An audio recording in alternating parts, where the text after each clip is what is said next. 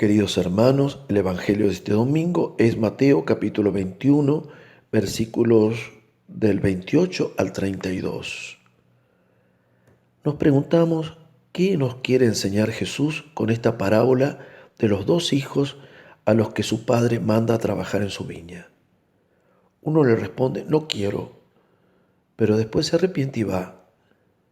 El otro le responde, voy, Señor, pero no va. Lo primero que podemos aprender es que nunca debemos dar por perdida a una persona por más que esté alejada de Dios. Es la imagen del que le dijo a su padre, no quiero. Una persona que está alejada de Dios es como si le dijera que no a Dios, pero con su vida. Pero de pronto puede arrepentirse, puede tener una conversión. Siempre tenemos que tener la esperanza de la conversión de aquellos que Dios puso en nuestro camino, sobre todo con respecto a nuestros seres queridos, que aparentemente están lejos de acercarse a Dios. Por eso es tan importante la oración de intercesión, aunque no veamos ningún indicio de cambio. La oración y también el testimonio, el acercamiento y en la medida de lo posible sembrar en ellos la palabra, ya sea de un modo directo o por medio de otra persona, o también con algún escrito, un audio, una canción. Bien sabemos que el mensaje puede tocar el corazón de distintas maneras, por distintos medios. A veces parece que nunca llega esa conversión tan esperada, ¿verdad? Recordemos que nuestros tiempos no siempre coinciden con el reloj de Dios. Puede ocurrir que ese cambio se dé a último momento, como los que fueron llamados a última hora en la parábola que veíamos el domingo pasado, ¿verdad? También están los casos de hermanos que pasaron de ser grandes pecadores a grandes santos, grandes instrumentos de Dios para su gloria. Conozco, por ejemplo, predicadores laicos llenos de unción que después de una fuerte conversión se pusieron al servicio del Señor, al servicio de la iglesia incondicionalmente. O sea, que respondieron al llamado, al mandato, se dedicaron a trabajar en la viña del Señor. Pero no solo predicadores, hay una enorme variedad de carismas, de tareas que se pueden asumir después de la conversión. Claro, según Dios lo disponga, ¿verdad? Es necesario apostar a la conversión de aquellos que Dios pone en nuestro camino, con mucho amor, con paciencia, con perseverancia, aunque parezca que todo está perdido. Recordemos el maravilloso testimonio de Santa Mónica. ¿Quién podía imaginar que alguien tan extraviado como su hijo Agustín pudiera convertirse? Y no solo eso, sino que además fue obispo, santo y doctor de la iglesia.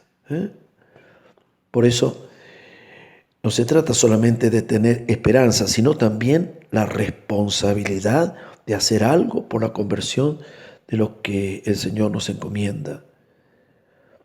Y esto que decimos de las personas, fíjense lo que les voy a decir, Esto que decimos de las personas hay que aplicarlo también a las parroquias, a los grupos, a las comunidades, ¿sí?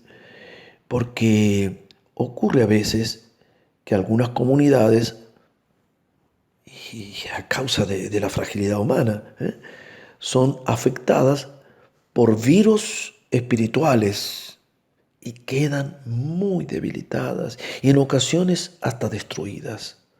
Bueno, no hay que caer en la desesperanza, en el desaliento, el pesimismo, como si fuera imposible el cambio, como si no se pudiera dar la recuperación. Simplemente hay que aplicar lo mismo que decía antes sobre las personas que parecen irrecuperables o de quienes casi no se puede esperar la conversión. Amar, orar, sembrar, empezar siempre de nuevo, quitando de nosotros la tentación de la inmediatez, eso de que queremos que ya se transforme todo, ¿no? A veces hay que esperar los tiempos de Dios y de las personas. De hecho, soy testigo del milagro de ver resurgir comunidades que estaban estancadas, enfermas, totalmente debilitadas, y de pronto se da en ellas un avivamiento impresionante, un soplo del Espíritu. ¡Qué maravilla, hermanos! ¡Qué maravilla! Por eso tenemos que escuchar al Señor que nos invita a la esperanza. Esto que escuchábamos en el Evangelio es una invitación a la esperanza, pero desde luego poniendo también lo que esté de nuestra parte para que eso ocurra. Veamos ahora la figura del otro hijo que dijo que iría a trabajar a la viña y luego no fue. Es la imagen de la incoherencia en la que muchas veces se caemos. Decimos una cosa y hacemos otra. ¿Cuántos hay que asumen un compromiso y después no lo cumplen?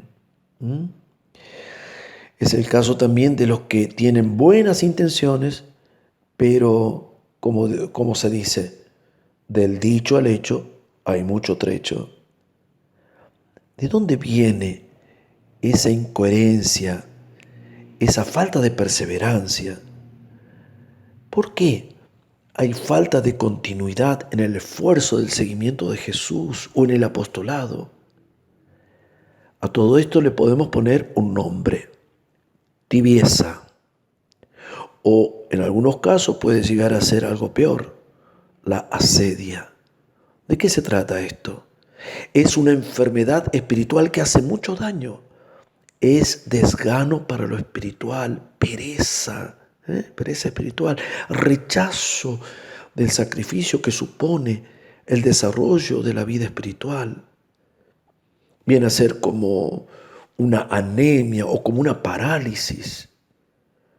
Incluso a veces se da la paradoja de que esa pereza espiritual se manifiesta en un activismo que tiene la apariencia de celo apostólico, de fervor apostólico, es decir, un despliegue de actividades impresionante, de evangelización, de servicio, pero que no tiene sus raíces en la oración.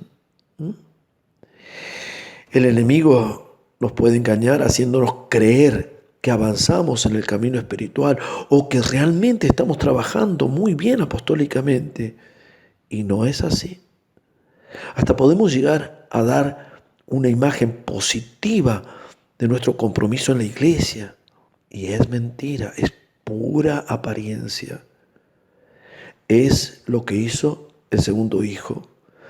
Dijo sí, pero su obrar fue no. Mis hermanos, nos puede ocurrir exactamente lo mismo a nosotros. Decimos que sí con las buenas intenciones, con un compromiso que tomamos y luego por pereza, por falta de fortalecimiento espiritual, con la vida y con nuestras obras, decimos no. Decimos no a lo que Dios quiere porque quizás estamos haciendo algo que nos parece que está bien o lo hacemos como nos parece y no, es un no. No vamos a trabajar a la viña. De hecho, no vamos a trabajar a la viña. Por eso hay que poner atención a lo que les decía antes, a la enfermedad de la tibieza, a la pereza espiritual. Y hay que solucionar este problema que puede llegar a ser grave. ¿Qué tenemos que hacer entonces? Tonificar nuestro espíritu. ¿Y cómo?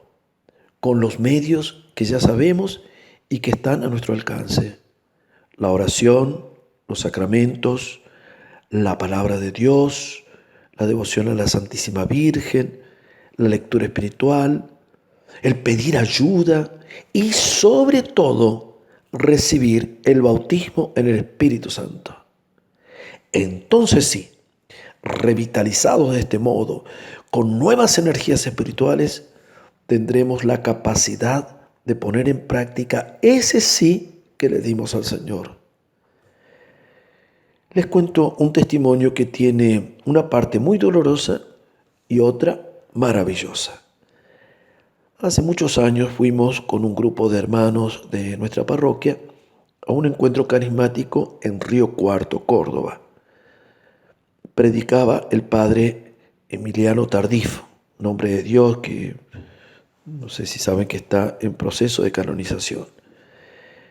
En un momento dado nos presentó a un sacerdote de la República Dominicana que había venido con él. Este sacerdote nos contó que él, desde su ordenación sacerdotal, se sintió atraído por una pastoral dedicada exclusivamente a los pobres. Todo en él era acción, pero sin espiritualidad. Solo pensaba en dar respuesta a las necesidades materiales de los pobres.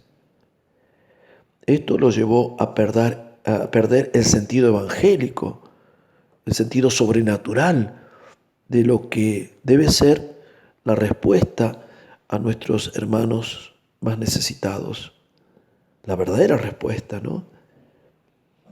Incluso entró en conexión con gente del Partido Comunista que influyó negativamente en su pensamiento. Es decir, que su mentalidad se fue inclinando a la ideología marxista.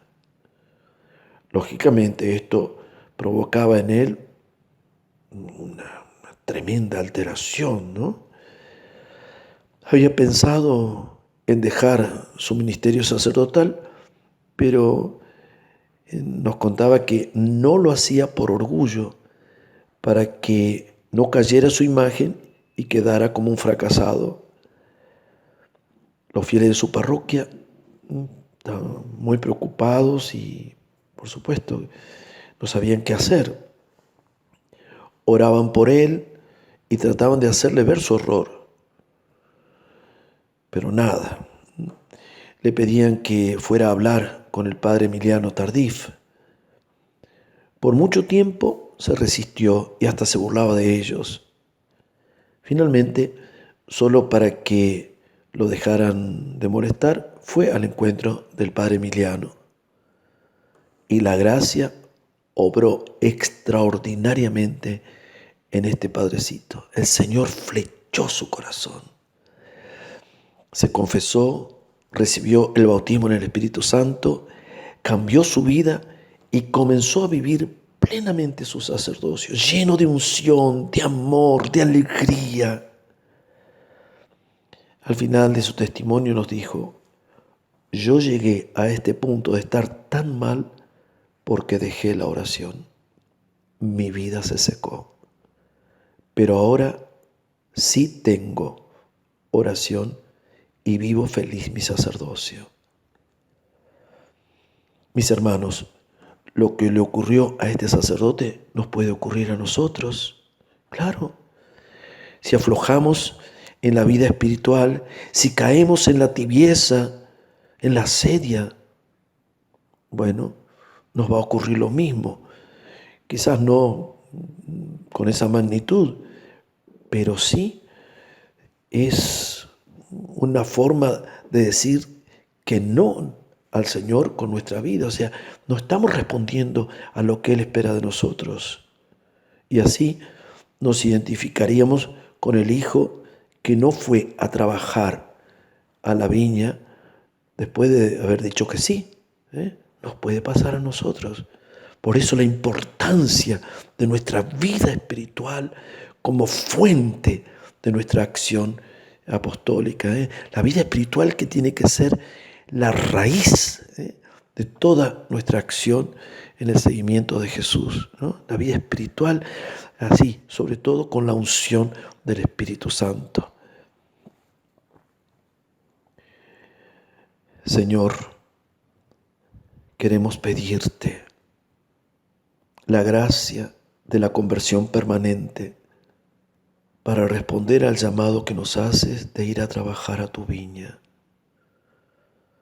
Y te pedimos que nos libres de la tibieza que tanto daño nos puede hacer.